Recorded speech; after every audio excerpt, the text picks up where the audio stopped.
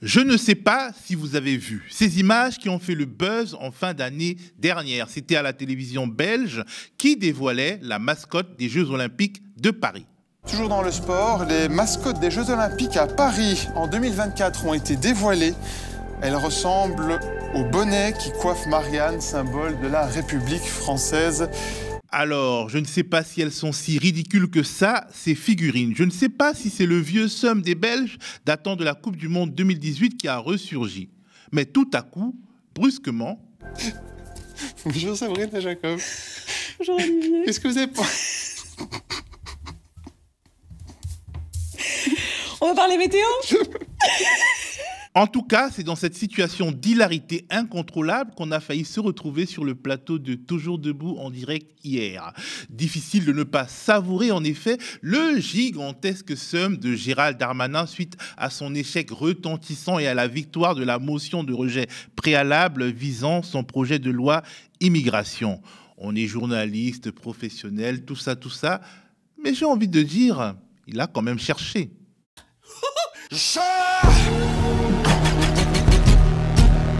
Oui, mais non, nous ont expliqué les plus sérieux d'entre nous. Le rejet de ce projet de loi est ambigu dans la mesure où la gauche et la droite y sont opposés pour des raisons diamétralement opposées. De plus, il pourrait y avoir un retour de bâton réactionnaire. De ce sujet et d'autres, on parle dans ce bulletin d'info façon Le Média version YouTube.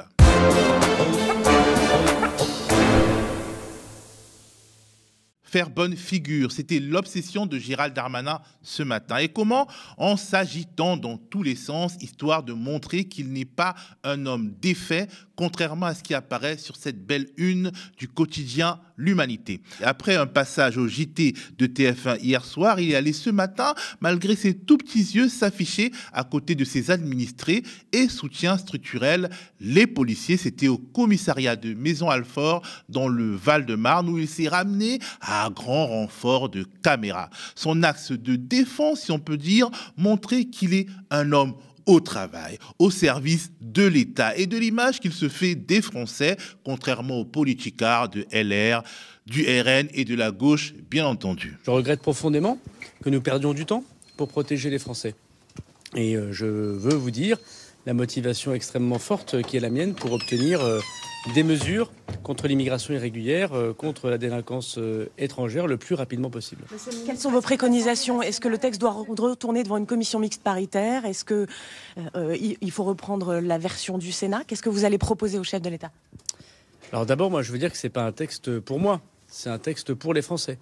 Ce n'est pas un texte pour les députés, c'est un texte pour les Français, c'est un texte pour la France. C'est un projet de loi qui est soutenu très largement par la population, tous les sondages le montrent. C'est des mesures qu'ont pris beaucoup de pays autour de nous, de fermeté, et il faut ces mesures. Il a fallu un peu de temps à la Macronie pour accuser le coup. C'est ce dont témoignent les annulations hier à la dernière minute d'interviews avec des ministres calés à l'avance pourtant. Il fallait se concerter après le traumatisme subi à l'Assemblée nationale. 3 options se présentaient à l'exécutif. La convocation d'une CMP, une commission mixte paritaire composée de 7 députés et de 7 sénateurs chargés de mettre en place un compromis entre les 2 chambres du Parlement, le retour du projet de loi au Sénat et le retrait sans aucune autre forme de procès. Aucune de ces options n'ayant fait l'unanimité, Macron a tranché, ce sera la commission mixte paritaire. Et ce ne sera pas sans conséquence. La droite sera a priori majoritaire au sein d'une CMP et y durcira à volonté le projet de loi, ce qui fera alors peut-être éclater la majorité parce que la très discrète, elle, gauche supposée, pourrait se rebiffer. Mais Macron, pour sauver son honneur, préfère s'en remettre à une droite dont on a vu le degré de radicalisation, dont on sait qu'elle porte désormais une vision de l'immigration délirante, voire complotiste, revigorée par le racisme et la xénophobie d'atmosphère diffusée depuis des années par le pouvoir et les médias dominants.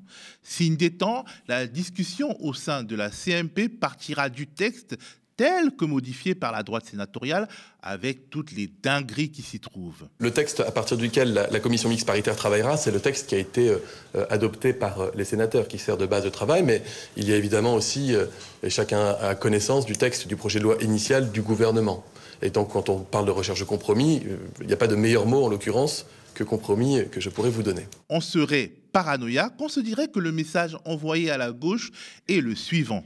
Alors, les copains des immigrés, les islamo-gauchistes, les alliés du grand remplacement, vous avez voulu faire les malins, eh ben on va s'associer à LR et au RN pour sortir le texte le plus dégueulasse de l'histoire de France à ce sujet depuis Vichy.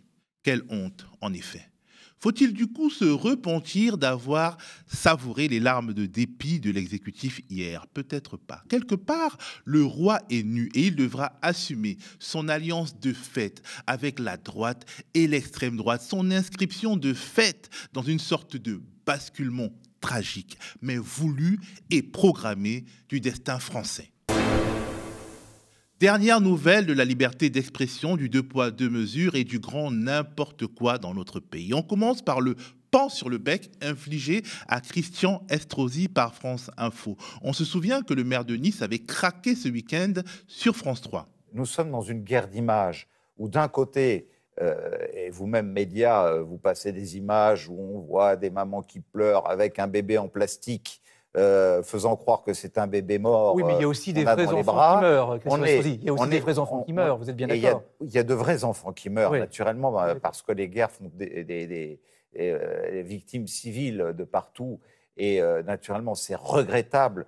Et nous devons regretter les victimes civiles qui, toutes, sont des victimes civiles qui sont victimes du Hamas, il faut le rappeler. Toutes les victimes civiles sont les victimes du Hamas. Même quand ça tue, c'est que, en fait, en vrai, c'est le Hamas qui l'y oblige. Ok.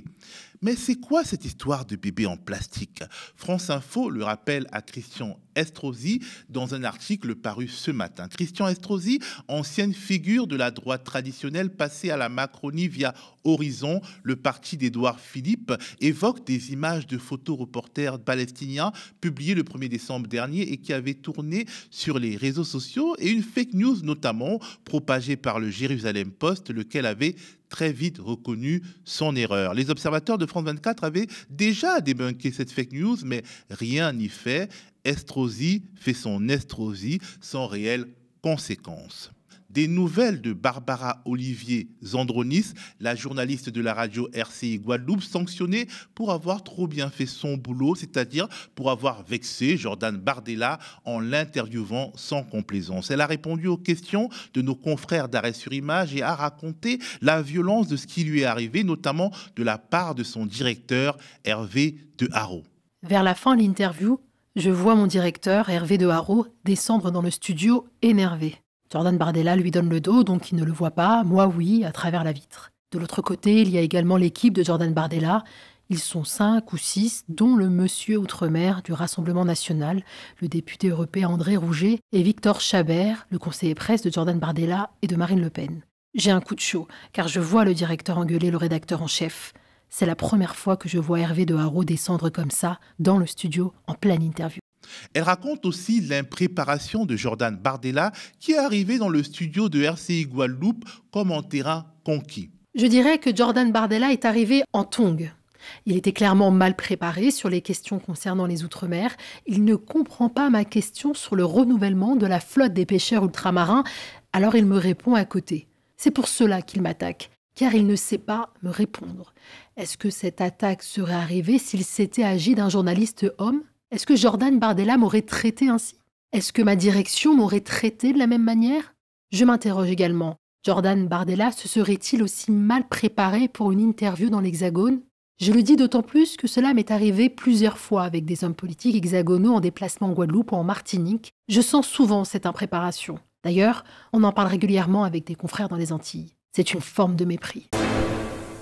Le point sur l'actualité au Proche-Orient et pourquoi ce qui se passe aujourd'hui est important. À la demande de l'Égypte et de la Mauritanie, l'Assemblée générale des Nations unies, où 193 pays sont représentés, se réunit. Objectif, voter une résolution réclamant un cessez-le-feu humanitaire immédiat dans la bande de Gaza. C'est une sorte de réaction diplomatique et symbolique au veto américain de vendredi dernier au Conseil de sécurité. Ce dernier s'était réuni pour voter une résolution du même ordre, résolution adoptée par 13 pays et qui s'est confrontée au veto américain et à l'abstention du Royaume-Uni. L'Assemblée générale des Nations unies a déjà voté en octobre dernier, on le rappelle, un texte réclamant une trêve humanitaire immédiate qui avait déjà rallié 121 voix pour, contre 14 voix hostiles et 44 abstentions. L'objectif de cette nouvelle résolution, non contraignante mais hautement symbolique, est d'élargir la base de soutien au cessez-le-feu et de rallier de nouveaux pays prenant en compte